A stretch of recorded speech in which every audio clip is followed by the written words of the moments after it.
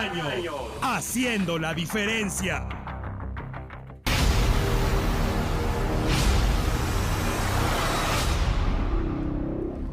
Excelente inicio de semana y gracias por estar con nosotros. Vamos de lleno con lo que adelantábamos en nuestros titulares, las cifras de la pandemia. Hay que recordar, amigo televidente, que cambió el método desde que hay nueva ministra de Salud Pública. Ahora el conteo se realiza desde las 0 horas hasta las 23 horas con 59 minutos de cada día, lo que quiere decir que las cifras más actualizadas son las que revelaron hoy, pero que reflejan el resultado de las pruebas que realizaron ayer domingo. Vamos entonces con las cifras, ahí la tiene usted en la pantalla. Ayer se realizaron 805 pruebas, de estas 479 personas dieron positivo. Lamentablemente se reportó también el fallecimiento de 19 personas, debo decir, corrigiendo, y 18 personas lograron vencer al virus. También existe la nota aclaratoria en esta gráfica que ve usted en este momento en la pantalla, que literalmente dice: la auditoría del sistema de información que ordenó la ministra de Salud Pública continúa. Reporte de casos positivos corresponde al domingo 28 de junio de las 0 horas a las 23 horas con 59 minutos. El número de fallecimientos corresponde al reporte recibido de los servicios de salud públicos y privados desde la emisión del último informe oficial. El reporte bajo de pruebas obedece a un retraso en el ingreso de datos de algunos hospitales públicos por ausentismo del personal, lo que quiere decir que esta cifra también podría variar, pero de momento es la cifra oficial que han revelado las autoridades guatemaltecas a través del Ministerio de Salud Pública. A continuación vamos a dar lectura y vamos a revisar la gráfica publicada también por el gobierno de Guatemala a través de su cuenta de Twitter, que muestra los totales hasta el momento. Ahí lo tiene usted de color celeste, con números grandes del lado derecho de la pantalla, las personas recuperadas hasta el 29 de junio del año 2020. 3.170 personas recuperadas. En la parte izquierda, parte superior, en número de color rojo, 13.491 casos que continúan activos. Abajo, de color negro, 746 personas han fallecido desde aquel viernes 13 de marzo, cuando el presidente de Guatemala reportó el primer contagio del nuevo coronavirus en suelo guatemalteco. 2 personas más, en número negro también, que dieron positivo a la prueba, pero de acuerdo a las declaraciones del presidente de Guatemala, Alejandro Yamatei, en su momento, estas personas no fallecieron por el nuevo coronavirus. Y el total de casos hasta ayer, repito, de acuerdo a la actualización del Ministerio de Salud Pública, 17.409 personas se han infectado en nuestro país.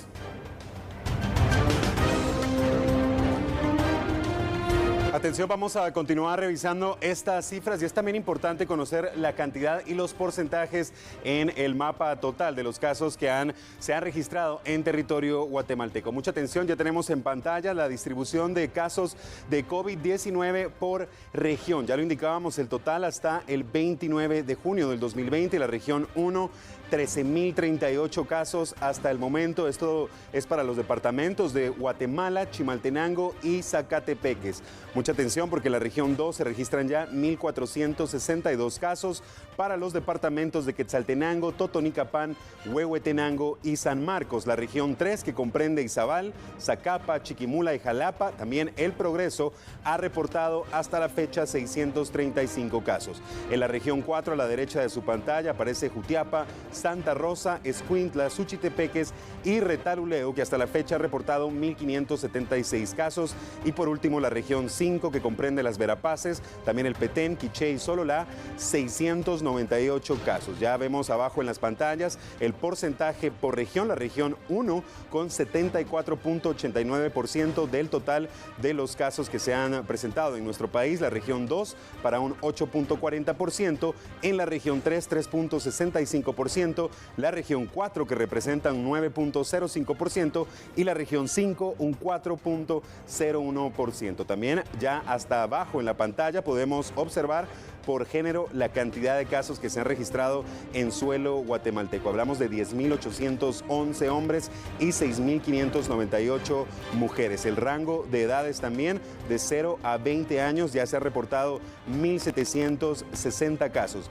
Vea usted en el segundo rango de 21 a 40 es la mayor cantidad de casos, 9.056 en personas que comprenden de los 21 hasta los 40 años. Esto continúa de 41 a 60 años, más de 5.000 casos, de 61 a 80, 1.400 y de 81 en adelante, 173 casos que se han reportado. Vamos a continuar revisando estas estadísticas. Nos vamos a ubicar ahora siempre en el mismo mapa, pero esta vez por departamento. Vea usted los casos, cómo se han ido incrementando en diversos departamentos y puntos del país. Ahí ve usted en rojo sobre todo donde están centralizados la mayoría de los casos. Hablamos del departamento de Guatemala, que registra 12.023 casos para un 69%.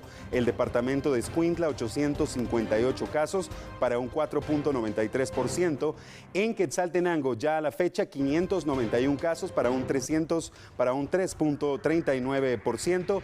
Y también vamos a revisar la situación en Zacatepec, que recordemos que también ha sido complicado, sobre todo en los últimos días. Hablamos ya de 684 casos para esta región, representando un 3.93%. En Chimaltenango vemos como también más casos se han reportado en los últimos días, 331 casos. En San Marcos, que también la situación ha sido preocupante, 685 casos para un 3.93%. Total de género también por porcentaje, usted lo ve hasta abajo en su pantalla, 10.811 hombres, como indicábamos, para un 62.10%, y las mujeres 6.598 casos para un 37.90%. Son los datos actualizados, los datos oficiales por parte del gobierno de Guatemala a través del Ministerio de Salud Pública y Asistencia Social, los datos en nuestro país.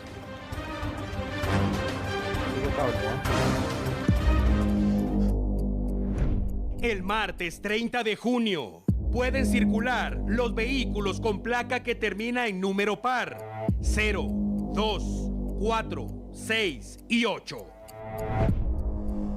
Recuerde que esta restricción continúa vigente, pero hubo cambios y esto lo anunció el presidente de la República ayer en esa cadena nacional. Siempre para Guatemala y Zacatepeques continúa la restricción, ahora también para los departamentos de Escuintla y Quetzaltenango, que hemos visto y justo acabamos de revisar el repunte de los casos de coronavirus COVID-19. Justamente nos vamos a ubicar en la ciudad altense para hablar de los primeros operativos. Entradas a Quetzaltenango son monitoreadas por elementos de la Policía Municipal de Tránsito para el cumplimiento de las restricciones a las que entra la ciudad de Quetzaltenango estos 15 días. Se observó un bajo ingreso de vehículos en las entradas principales luego de la medida en la que hoy solo circulan números impares. Estamos comentando de que estamos en el puesto de control, lo que es la licorera, zona 9. Aquí se está verificando que no vengan vehículos de otros departamentos, como asimismo que solo circulen los que hoy son impares. Por lo mismo que se abstengan la mayoría, y el comportamiento vehicular está excelente porque la mayoría de personas está haciendo caso. Pero asimismo a los que no hagan caso con circular, que sean pares hoy, la multa es de 500 quetzales, según el artículo 184, numeral 3, por circular en la vía pública cuando exista restricción. Pero por lo que se ve, sí están haciendo caso. Hay una duda en cuanto a la circulación para los que tienen permiso. ¿Quiénes pueden circular aunque no tengan las placas correspondientes? Pues en este caso le comento, siempre y cuando traigan su salvoconducto, ¿va? Porque obviamente es vehículo personal donde ellos se pueden, ahí sí que transportar. Entonces con eso no hay ningún problema. ¿Han notado ya alguna incidencia de algunas personas que no les toque circular el día de hoy? No, le comento, como le decía, que la mayoría de personas están haciendo caso. No, todo está bien. La mayoría vienen con su salvoconducto o son la placa que corresponde hoy, que son impares, ¿va? ¿Se ha notado que la cantidad de vehículos ha disminuido en comparación a cómo se venía manejando? Sí, le comento. Normalmente estamos hablando que por minuto entraban estábamos hablando que entran de 20 a 30 vehículos. En cambio, ahorita, si usted mismo puede observar, estamos hablando de 10, 5 por minuto. O sea, sí está bajo. ¿Y las recomendaciones que dejan a la población. Nos pongamos la mano en la conciencia y si no es necesario salir, pues no lo haga y obedecer las leyes para que todos salgamos adelante.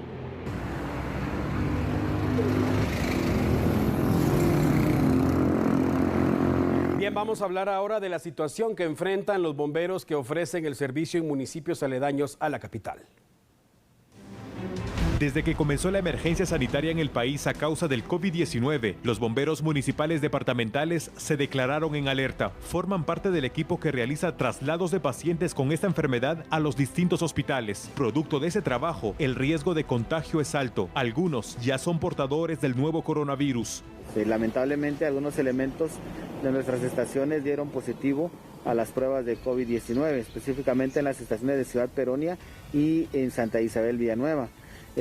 Dado a que la importancia del trabajo que realizan los bomberos municipales departamentales a nivel nacional, pues en estas estaciones, a pesar de que se ha seguido un estricto control en el tema de la atención de pacientes, pues lamentablemente estos elementos dieron positivo. Los elementos que dieron positivo en la prueba del hisopado se encuentran aislados en su vivienda y bajo atención del Ministerio de Salud Pública. Por prevención, otros 10 integrantes de este cuerpo de bomberos que prestan servicio en la estación de Ciudad Peronia Villanueva se encuentran en cuarentena. El servicio de emergencias ha quedado suspendido en el sector y el traslado de personas en urgencia está a cargo por el momento del centro de salud. Tanto en esta estación como en la que se ubica en Santa Isabel fueron desinfectadas, al igual que las ambulancias.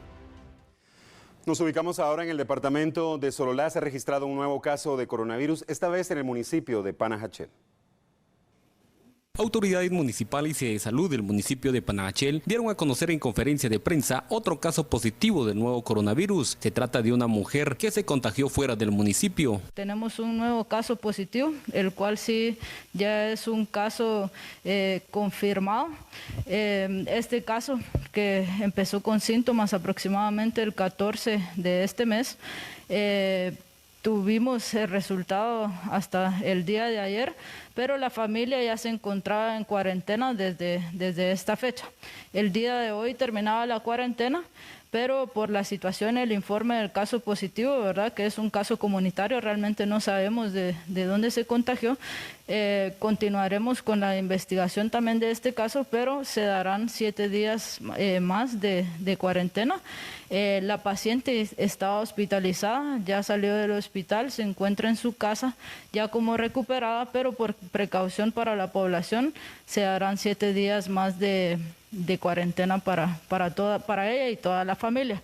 Autoridades de salud hacen un llamado a los vecinos a guardar la calma y ayudar a las personas que se encuentran en cuarentena. Recordemos que Panajachel ya tiene 3 casos positivos de COVID-19. Desde el departamento de Sololá, reporta Mario Guzmán.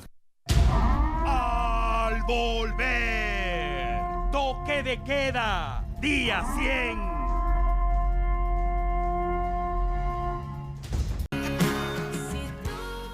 Gracias por continuar en sintonía de T13 Noticias. Recuerde que hay restricción vehicular para las personas que residimos y nos movilizamos en 4 departamentos: Guatemala, Zacatepeques, Escuintla y Quetzaltenango. Por favor, atiendan las recomendaciones del presidente de la República, Alejandro Yamatei. Recuerde también, el toque de queda continúa vigente y durante los próximos 2 fines de semana, el toque de queda va a iniciar a las 6 de la tarde y se va a prolongar hasta el próximo lunes a las 5 de la mañana. Los próximos 2 domingos el país prácticamente estará cerrado.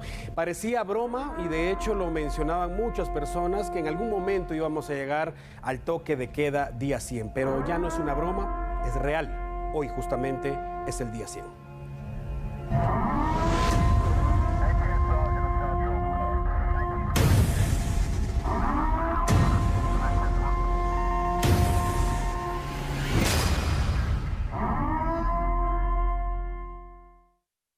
Se trata de algo histórico. El viernes 13 de marzo del presente año, el presidente de Guatemala, Alejandro Yamatei, confirmó el primer caso de coronavirus COVID-19 en nuestro país. Días más tarde, y como parte de la contención del virus, ordenó toque de queda. Inició el domingo 22 del mismo mes, a las 4 de la tarde.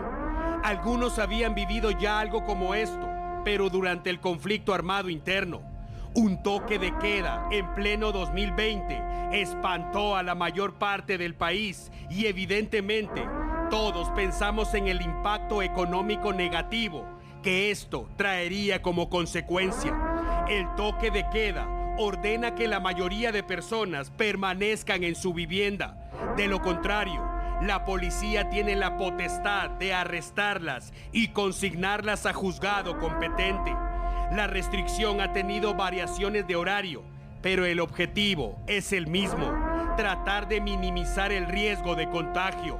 Más de 27,000 personas han sido arrestadas por no acatar la orden. La economía guatemalteca refleja ya las secuelas. El desempleo se ha disparado. Pequeños y medianos empresarios se han declarado en quiebra y no hay duda que será muy difícil restablecer la economía nacional debido a lo que está ocurriendo. No es solo en Guatemala, es a nivel mundial. Estados Unidos, por ejemplo, sigue siendo el epicentro de la pandemia. Hablamos de más de 2,5 millones de contagiados y más de 125,000 muertos. Tampoco hay trabajo en ese país y eso ha provocado que se detenga el envío de remesas a Guatemala, una parte vital en la economía nacional. Son muchas las personas que no están de acuerdo con el toque de queda y hay que reconocer que tienen razón, pero de momento no hay cura para el nuevo coronavirus y el gobierno de Guatemala insiste en que lo mejor es permanecer en casa. El toque de queda dejará secuelas en nuestro país, pero hay que entender que de nada sirve retirar esa restricción si lo que vamos a conseguir con ello es que el virus se expanda desmedidamente. Es difícil y quizá imposible ponerse de acuerdo en un tema como este. Es una decisión radical que provoca controversia, pero lo que sí está claro es que quien no cumpla con la restricción será arrestado. Guatemala, tratemos de mantener la calma, tratemos de mantenernos a salvo. Hay personas muriendo todos los días, víctimas del virus, y nos guste o no, la restricción sigue vigente desde las 6 de la tarde hasta las 5 de la mañana del día siguiente.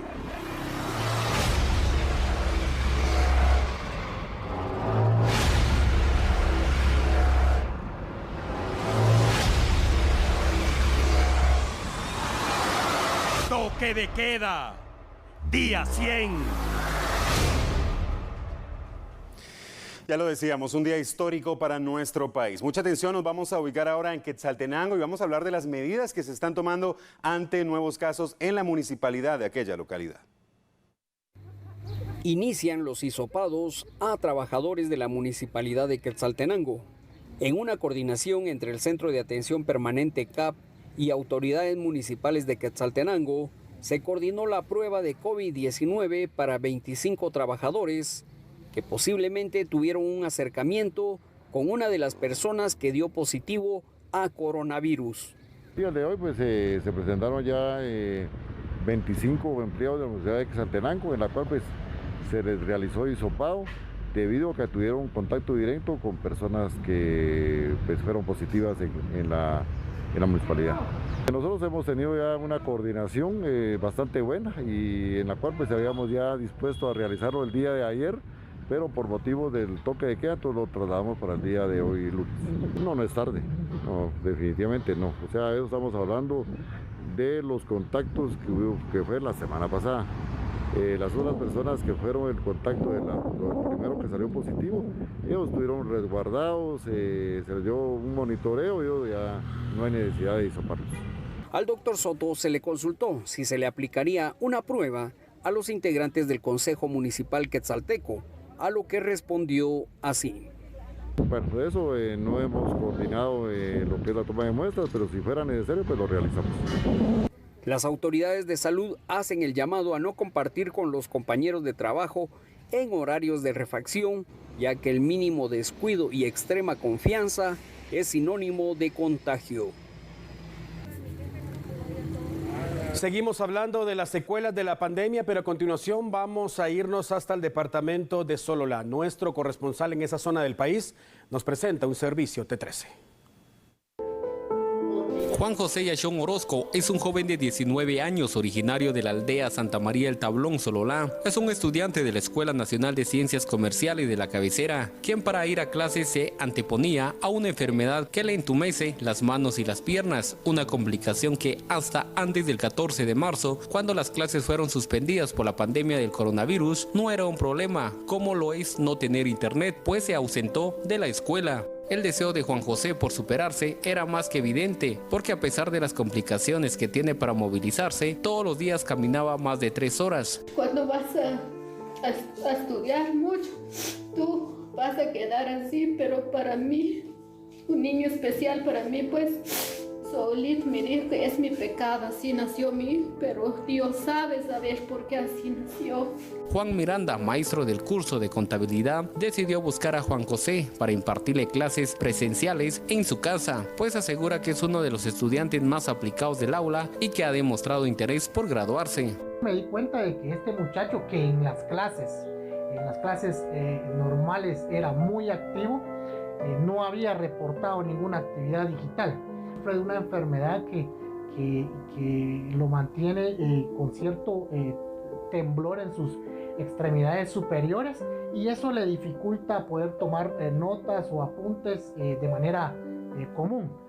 Pero a pesar de eso, el deseo de Juan José es bastante grande, que Juan José es muy activo en clases, y Juan José entregaba sus tareas puntuales a pesar de las condiciones.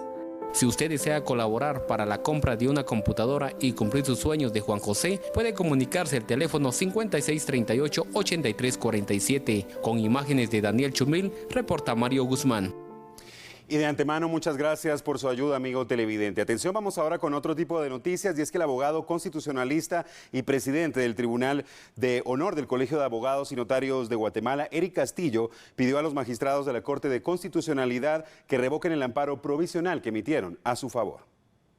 El pasado sábado, los magistrados de la Corte de Constitucionalidad dictaron autoamparos, con los que detienen el proceso de antejuicio en contra de los magistrados Gloria Porras, José de Matavela, Bonerge Mejía y Neftalí Aldana. Ante ello, el abogado constitucionalista Eric Castillo pide que se revoque el amparo provisional que se otorgaron a los magistrados antejuiciados. El planteamiento de esta solicitud y acciones que presento está dirigido especialmente a los honorables magistrados de la Corte de Constitucionalidad, con el objeto de pedirles que sean garantes del orden constitucional y que en el presente caso se enmiende efectivamente las actuaciones que ellos han desarrollado en el trámite de estas acciones constitucionales, tomando en consideración que desde ninguna perspectiva, ni en Guatemala ni en las Cortes de Latinoamérica, un tribunal constitucional que está llamado a la defensa del orden constitucional debe ni puede ser juez y parte en un asunto determinado, en el que, como en el presente caso, independientemente que posteriormente declaren a lugar o no a formación de causa, es la Corte la primera que debe dar un ejemplo a la población y un mensaje de certeza jurídica de que en ningún momento se va a vulnerar la imparcialidad de todos los que intervienen en los procesos, en este caso en la jurisdicción constitucional. En otras palabras, estoy solicitándole a la Corte que anule sus actuaciones, revoque el amparo provisional que le otorgó a las entidades antes indicadas y restaure la situación jurídica afectada. También le estoy solicitando a la Corte de Constitucionalidad revoque el amparo provisional porque realizó una interpretación indebida del artículo 167 de la Ley de Amparo, que si bien señala que los magistrados no son responsables por sus opiniones, esas opiniones se refieren, por ejemplo, a una opinión relacionada con la constitucionalidad o no de una ley, vinculada con un dictamen, pero en ningún momento se refiere a una sentencia o a un auto que la Corte emita en el trámite de las acciones de amparo o de inconstitucionalidad. Con estas palabras me refiero claramente y le solicito hoy públicamente a los honorables magistrados de la Corte de Constitucionalidad que cumplan con su función establecida en el artículo 268 de la Constitución Política de la República de Guatemala, que les obliga a defender el orden constitucional y no a violentarlo. El martes 30 de junio pueden circular los vehículos con placa que termina en número par 0, 2, 4, 6 y 8. Vamos, Guatemala, continuamos juntos a distancia. Mucha atención porque vamos ahora con otro tipo de noticias. Ya se lo habíamos adelantado, tenemos que hablar de las condiciones del clima en nuestro país y cuál es el pronóstico para los próximos días.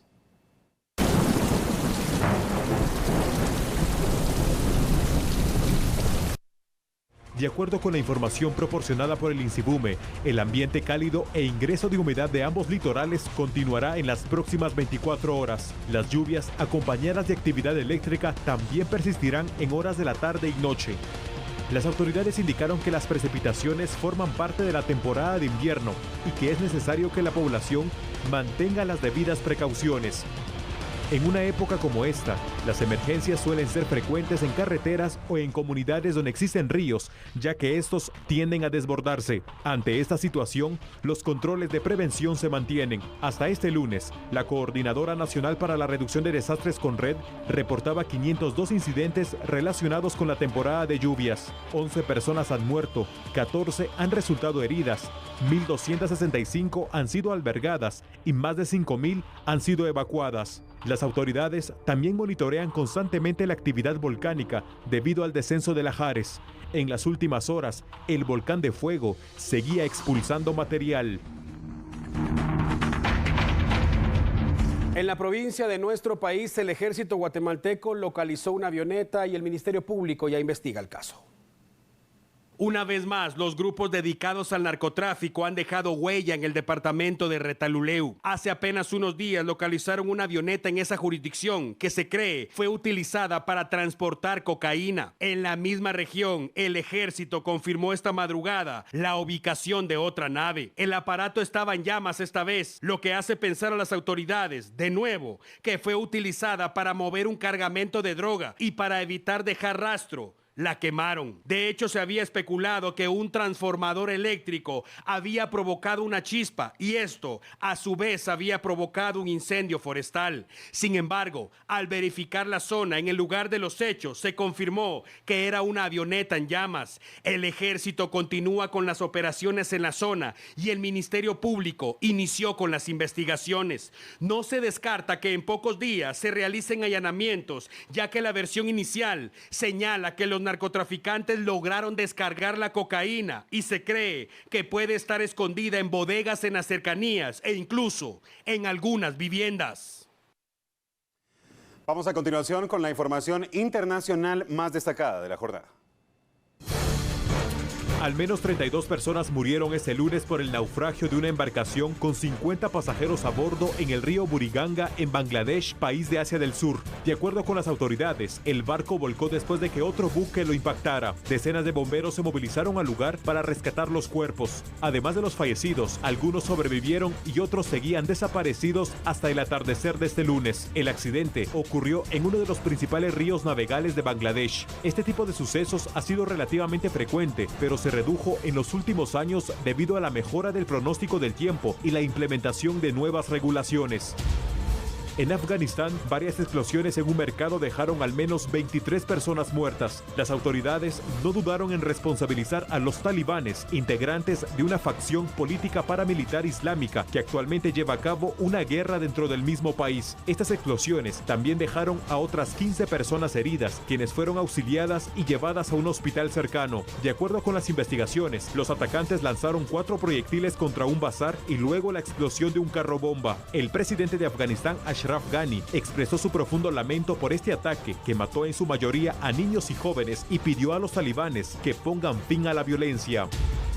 Irán emitió una orden de captura contra el presidente de Estados Unidos, Donald Trump, y otras 35 personas por la muerte del general Qasem Soleimani, el segundo hombre más poderoso del país pérsico. Las autoridades iraníes pidieron la ayuda de la Interpol para proceder al arresto del jefe de la Casa Blanca. Tanto Estados Unidos como Interpol descartaron la idea de proceder con la orden de captura. Irán ha culpado al mandatario de matar a Soleimani en un ataque con drones en Irak el pasado 3 de enero. Washington lo acusaba de ser el cerebro detrás de los ataques de milicias aliadas de Irán contra las fuerzas estadounidenses en esa región de Medio Oriente. El fiscal de la capital iraní informó que en el grupo de personas al que se pide sea arrestado figuran otros funcionarios militares y civiles estadounidenses, aunque no ofreció mayores detalles. Regresamos, gracias por continuar en sintonía de T13 Noticias. A continuación lo ponemos al tanto de accidentes de tránsito que ocurrieron en la capital y en la provincia. El primer caso fue reportado en San Sebastián Retaluleu. Se vieron involucrados el conductor de un camión, el piloto de un pick-up y el conductor de un vehículo liviano. Uno de ellos terminó herido y fue llevado al hospital. La versión inicial señala que el piloto del camión indicó que el vehículo sufrió desperfectos mecánicos y fue imposible evitar que terminara impactando contra los otros automotores. Pese a lo aparatoso del percance y la cantidad de personas involucradas, afortunadamente no hablamos de personas fallecidas. En la ruta interamericana, kilómetro 114, jurisdicción de Chichicastenango, Quiché, ocurrió otro accidente de tránsito. La emergencia fue atendida por los bomberos voluntarios. Indicaron que le brindaron atención a Marcos Pérez, un hombre de 50 años, pero afortunadamente no fue necesario su traslado a un hospital. Las autoridades deben establecer quién fue el responsable del percance entre el conductor del vehículo liviano y un vehículo pesado cargado con gasolina. En la zona 1 capitalina, en la 13 Avenida y 17 Calle, ocurrió otro impacto vehicular. Esta vez fue protagonizado por los pilotos de dos automóviles. Algunos testigos indicaron que el conductor del vehículo blanco habría sido el responsable del impacto, pero esa información debe ser comprobada por las autoridades pertinentes. Dos hombres viajaban en el automóvil gris y resultaron con algunas lesiones. Afortunadamente, no fue necesario el traslado al hospital de ninguna persona. Mucha atención porque en minuto le vamos a presentar una noticia que ha causado bastante controversia. Parece que es muy normal en la provincia de nuestro país, pero para otras personas realmente han resultado perturbadoras. Las imágenes no se lo puede perder en unos minutos nada más. Por ahora vamos a hablar de capturas por parte de la Policía Nacional Civil. Acusado de asaltar a un hombre con arma de fuego, la policía arrestó a Jacobo Evaristo Cifuentes Ochoa. Tiene 27 años. Ocurrió en un sector de la colonia Landívar, zona 7 capitalina. La versión inicial señala que encañonó a la víctima en un sector de la calzada Roosevelt, zona 11, y huyó hacia zona 7. La policía montó un operativo y en poco tiempo lograron la captura. Viajaba en motocicleta, llevaba el celular de la víctima y una pistola de gas comprimido. Tras su captura, fue consignado a juzgado competente. El segundo caso fue reportado por la policía en la colonia Mariscal, zona 11. Lester Alexander Andrés Witt, de 20 años, y Jonathan Tulio Fernando García fueron arrestados en ese lugar. Viajaban en una camioneta y los agentes le ordenaron al piloto detener la marcha. Se negaron y dio inicio una persecución que terminó con su captura. La policía les decomisó el vehículo y descubrió que llevaban una pistola sin el permiso respectivo. Las autoridades creen que se dirigían a cometer un ataque. De ser así, la Policía Nacional Civil habría evitado un crimen. Sin embargo, la investigación está en manos del Ministerio Público. En breve le presentamos una historia que no se puede perder. Son imágenes de Germán Cabrera, El Casa Noticias. Por ahora